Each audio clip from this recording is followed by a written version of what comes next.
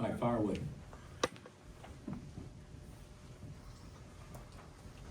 Can Shay ask the first question? You weren't even here last week. Yeah, we should do that. You think we can go back to I it? think so. That works. Longevity, seniority. He's old. Seriously? I'm just wondering the challenges of preparing for Carolina. I know they've had one game and some exhibition games. What stands out about them? What challenges do they present? And are you guys, is this something you get, every game's important, but is this something you get excited about doing, going out there and playing in that venue? Oh yeah, I've never been to Chapel Hill to play, so I am personally excited. I know the players are and will be a lot more as we get closer. But I'm excited about it. You know, I've seen, and we've seen, you know, the exhibition and obviously the game against Central Arkansas, and you know they got a pretty impressive freshman too, and they're big. They're always great on the glass. They're always great in transition, and they're skilled on the perimeter and make shots, and certainly, you know, in playing, you know, at their place in front of what 21 or 22, whatever the number is, will be a tough challenge, but one that we need to go through to kind of see where we're at and hopefully learn from. First time KU as a program even has played in Chapel Hill. What kind of value do these marquee home and homes provide in this era of college basketball specifically? Well, I think anything to promote our sport at a time when football is at its peak, in my opinion, collegiately, with the championship, with the BCS championship and 12 teams making it. So many great things that football has done to keep the interest longer and peak interest right when we're starting. So I think these are the type of games that we have to play, need to play for our sport to at least split a little bit of the attention. And now granted, all eyes that are college athletics fans aren't going to be on men's basketball in the way they're going to be on it in February and March, obviously, in early April. But we got to keep the interest. And this is the way you do it, in my opinion, is play these marquee matchups. Bill, when you were young, kid. Hold on. Did you say when?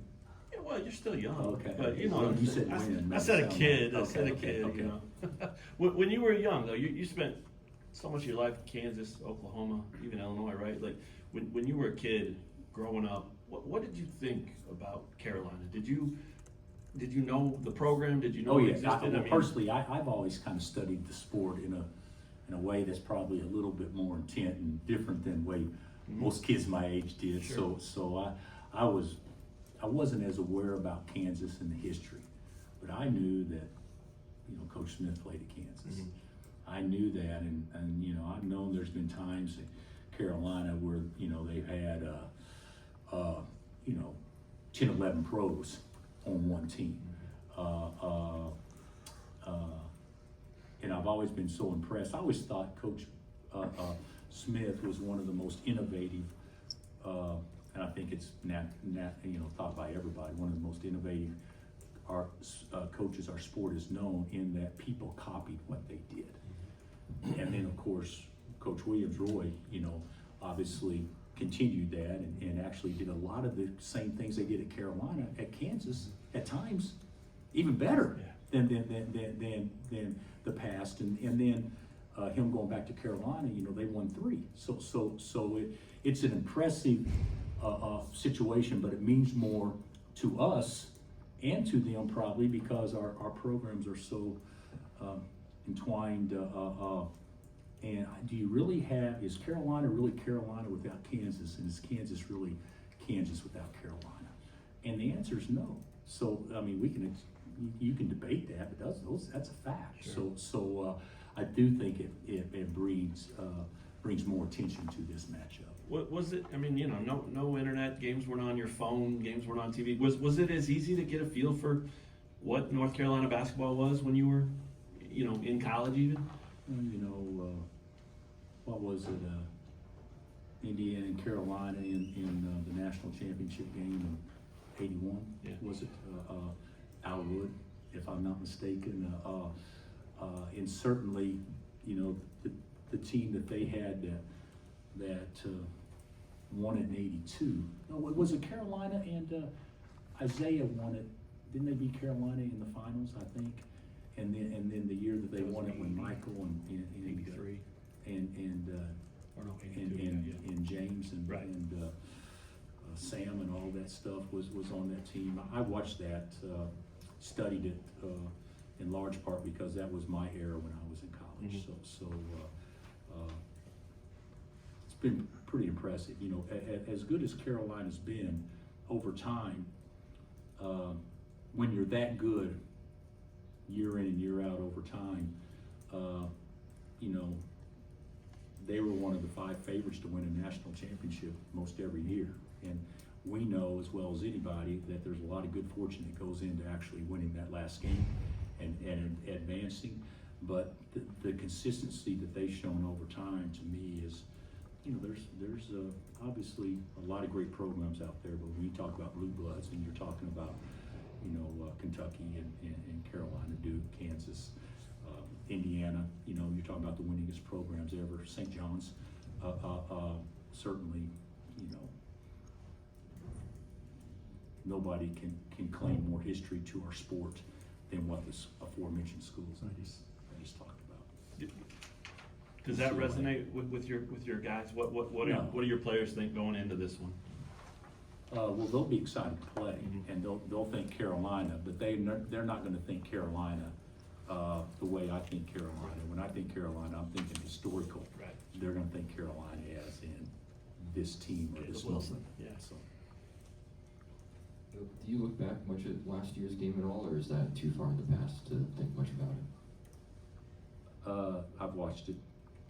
I think we can look back and see how individuals for them played and how downhill Trimble was and a lot of different things like that.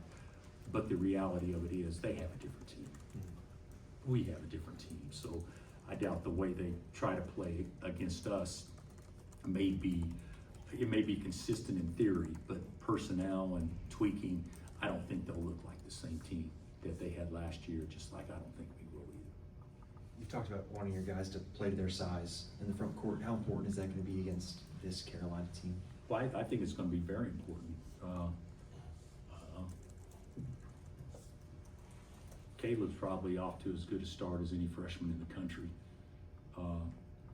And he's, you know, I watched him the other night, and Carolina's got 12 points in the first 3 minutes of the game, and he's already got 4 dunks, you know, or whatever.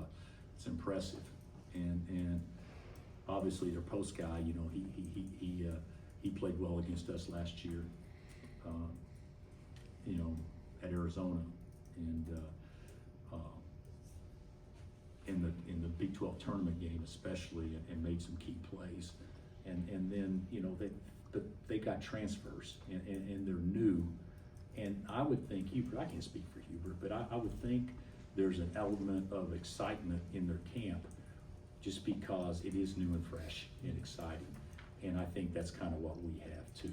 So I see 2 similar teams that probably both don't know really how good we are yet, but both have a chance to be really good. When it comes to Darren and the cramping that's come up, how long has this been something that he's dealt with? Did you see it from him in high school? And No.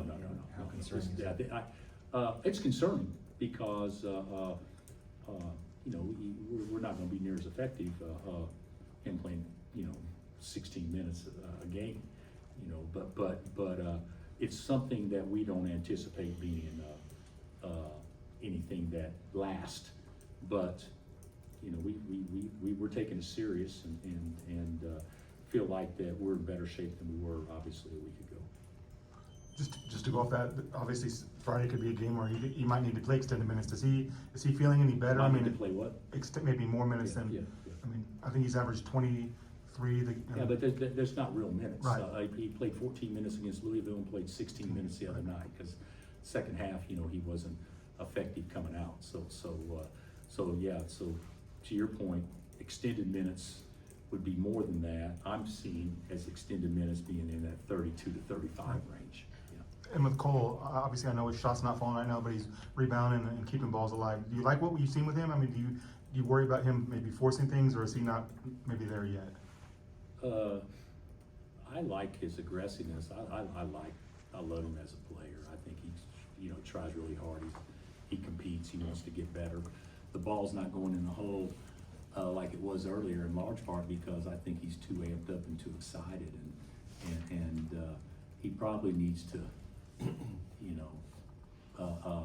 slow down a little bit. I think he's playing sped up, and when you play sped up, obviously you don't shoot it as well. But he will. I mean, don't you anticipate all guys first time the lights come on being in that situation for the most part, unless your name's Peterson.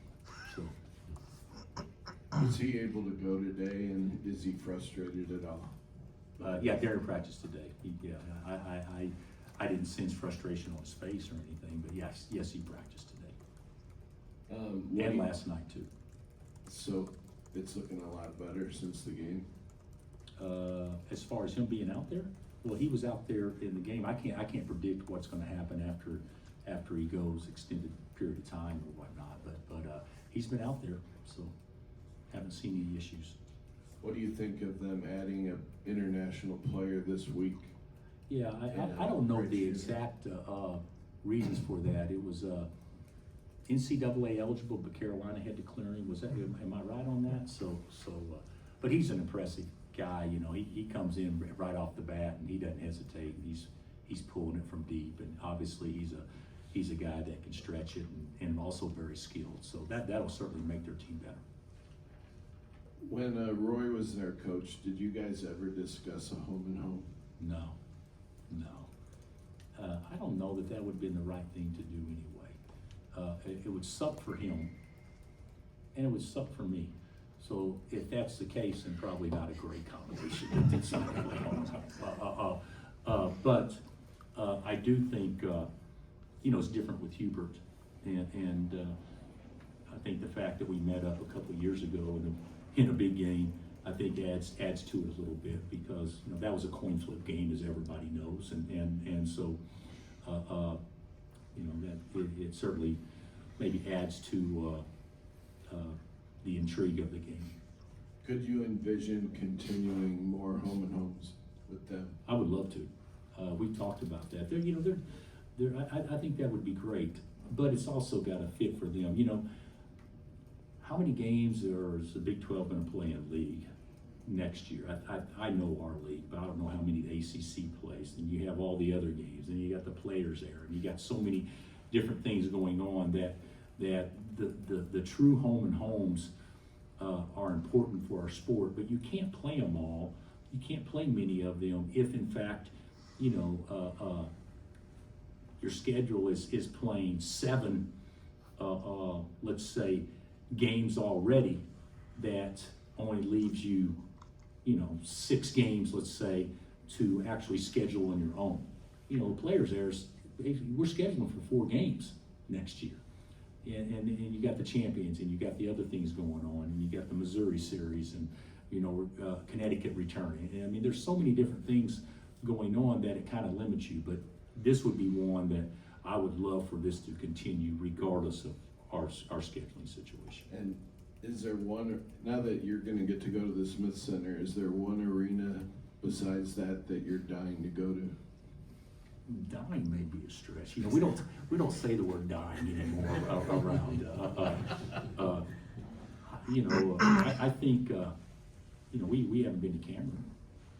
I've never been to Cameron, and I've never been to Chapel Hill. So those would be 2 bucket list things, and we get to mark one of them off this year, obviously. Elmarco Jackson had the most minutes out of any non-starter against Green Bay. How are you kind of envisioning his role on this squad, and what are you seeing out of him in terms of a leadership standpoint? Well, he and Mari and Flo are our most veteran guys, and they're sophomores. So I think he can lead. He's been here for 2 years, even though he's a sophomore, because he had to sit out last year. So he's got a feel on what we're trying to do and accomplish. And he's such a good person, and guys like him, that his voice will carry, and I think he can become a sounder playing, but I think the more sounder he becomes playing, I think that will allow him to be a better leader too. Sometimes it's hard to lead if you're, not taking care of the business yourself anyway, but he always does off the court. I'm just talking about execution. So I'm happy with him.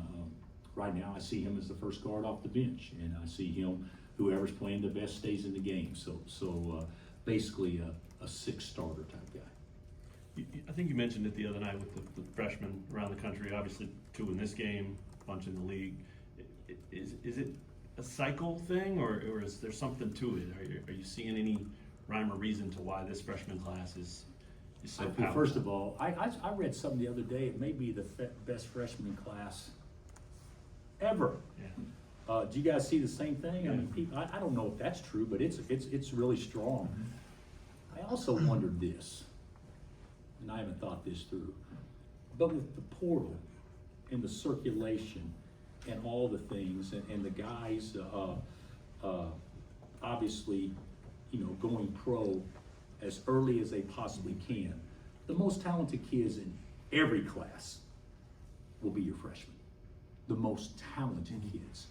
And then I wonder if maybe in the past, the portal kids have been the headliners of recruiting classes, where this year, the freshmen are the headliners of recruiting classes. Now, I didn't mean that you don't have some great portal guys, but I don't think they've gotten the same hype. Right. And so much of how we view things is based on how things start, because it sets the tone for the first part of the season or whatever. And so that's why I think, with the freshmen all performing at such an elite level, all the talk has gone to them naturally, and deservedly so. So whenever you have marquee games and the freshmen are the best player in all those games, obviously that's going to be what's talked about the most. Just wondering, when you have guys like Darren and Melvin who can get to the basket and score, and how does that maybe make you guys look different? How does that change things for you guys? Well, I think most teams have that, to an extent. But the one thing about it is last year, Juan was our guy. Loved him. But he couldn't be a guy that just breaks people down and go get his own shot. Whereas speed, even Tyshawn, even back in the day, he may not be the guy that we're playing to score the ball, but he's the guy that could force help. And Melvin can certainly do that. And Darren is kind of like what we would probably, if we're comparing going back in a late clock situation, being kind of like the Sharon for us. Just more on Melvin, his leadership. He looks like he wants that role, taking that role, and also in a game where there's so many 5-stars going at each other, he probably was not the highly recruited guy. He looks like a guy that likes to play with an edge. Do you see that? Yes, I do. Dave, I hope that's the case with him. I don't think, I think people will use whatever they can as motivation to try to fire themselves up and raise their own level. There's no question about that. I don't think Melvin looks at it saying, this guy was recruited ahead of me, so therefore that turns me up more to actually go him. He's a guy that went JUCO.